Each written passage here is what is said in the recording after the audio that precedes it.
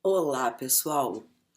Hoje o nosso tema vai ser desejo e conquista, paixão e amor, falando muito brevemente sobre eles, e eu dedico esse vídeo aos meus clientes e ex-clientes mais jovens, aqueles aí que estão abaixo de 50, 40 anos.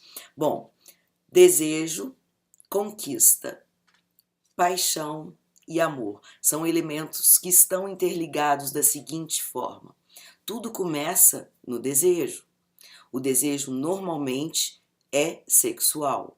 Não interessa se o que te atraiu, o que te envolveu e encantou foi um aspecto intelectual, físico, espiritual. As coisas começam nos desejos e o desejo tem fortemente esse componente sexual quando a gente está falando aqui de relacionamentos de casal. O que acontece com o desejo na sequência? Normalmente, há muitos anos atrás, o desejo desencadeava uma vontade de conquistar e de seduzir.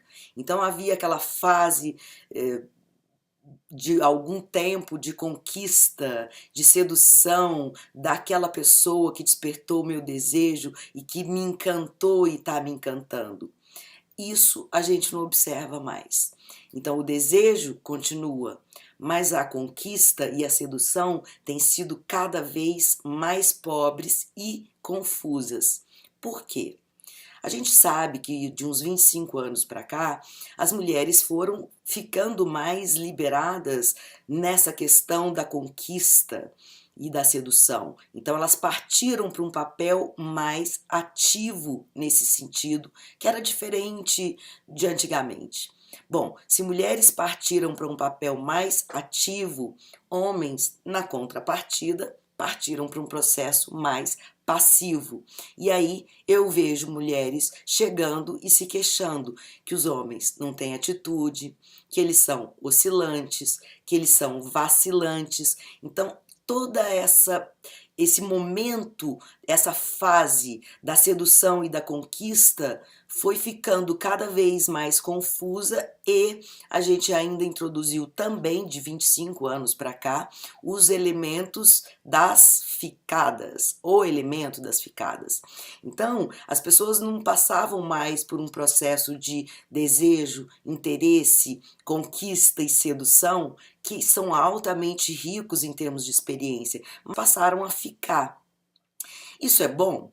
É bom, porque aumentou a possibilidade de experimentação, a liberdade de estar a qualquer momento sem necessariamente passar por esse processo que poderia ser imaginado como lento, custoso. Então a gente observa uma preguiça e uma libertação que, na verdade, conduzem para a quase eliminação dessa fase tão gostosinha que é a da sedução e da conquista. Então, o desejo acontece, mas pula-se a fase da sedução e conquista para ficada. É como se fosse test drive que a gente vai fazendo com as pessoas. Ah, gostei, fico mais 2 dias, gostei mais, fico uma semana.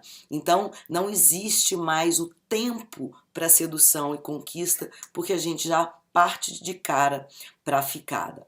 Bom, da ficada, como partiu de um desejo, a gente pode dar no elemento da paixão. O que é paixão?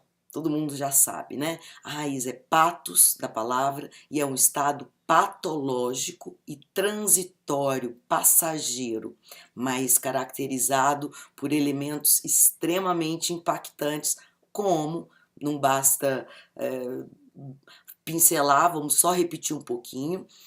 A gente fica com estado alterado de apetite, estado alterado de sono, a gente perde o foco no trabalho, na produtividade, a gente foca demasiadamente na pessoa amada, a gente perde a noção do tempo, a gente idealiza coisas que não existem na pessoa que a gente está apaixonado e a gente se cega com relação aos elementos da realidade que pertencem àquela pessoa. E mais particularidades de cada um, mas é um estado altamente intenso e patológico, que dura pouco. Esse estado eu chamo, faço uma metáfora com uma ladeira que você sai abaixo. O que eu posso pontuar de mais chamativo para mim na prática da clínica? Inúmeras vezes eu via meus clientes apaixonados, mas o que eu ouvia deles eram relatos mornos, eram relatos evasivos, eram relatos que não condiziam com um estado verdadeiro de paixão. Entretanto, no processo da análise, da terapia, eles eram levados a admitir que estavam apaixonados, sim, mas que existia uma negação da paixão. Por detrás, um medo de se apaixonar, um medo de descer essa ladeira. Então, a maioria deles descia a ladeira com o freio de mão puxado. Isso não é compatível. Eles perdiam a possibilidade de viver o bom, o lado bom da paixão. E qual era o medo que estava por trás de tudo? Por trás de admitir que estavam apaixonados, envolvidos e etc. O medo de não ser correspondido, o medo de gostar mais do que o outro, o medo de estar gostando e o outro deixar de gostar, e por aí vai numa série de medos aonde as pessoas, num estado real de apaixonamento, puxavam o freio de mão, enquanto o movimento desse tipo de situação e de experiência da vida, ele é de ladeira abaixo. Não podemos imaginar a paixão como uma estrada reta, plana. Ela é ladeira abaixo. O plano vai chegar depois, na fase do amor. Claro, com subidas e descidas, mas mais plano, mais sereno, sem essa loucura que a gente chama de patológica. Mas se é patológica por um lado, e as pessoas tanto fantasiam e querem viver de outro, por quê? Quando isso acontece, elas puxam o freio de mão. Elas têm medo. Então, o que a gente observa de mais frequente é o medo da entrega, é o medo de não ser correspondido, é o medo de o meu ser maior do que o seu. Então, esse medo perdura por algum tempo, não se a pessoa estiver em terapia. Comigo não, mas ele perdura e ele às vezes até prejudica o estágio posterior que viria depois da paixão, que é um amor eventual ou não. Nem toda paixão vai resultar em amor. O amor vai ser já depois de você conhecer os defeitos, as características reais da pessoa, que você tiver saído dessa fantasia, que você tiver convivido por bastante tempo, meses e anos, aí você vai saber se existe ou não amor e se vocês dois querem construir ou não o amor. Então, nesse processo, desejo, conquista, paixão e amor, tá tudo mexido. Papéis masculinos e femininos, atitudes com relação a essa intensidade de sentimento e cada vez mais medo.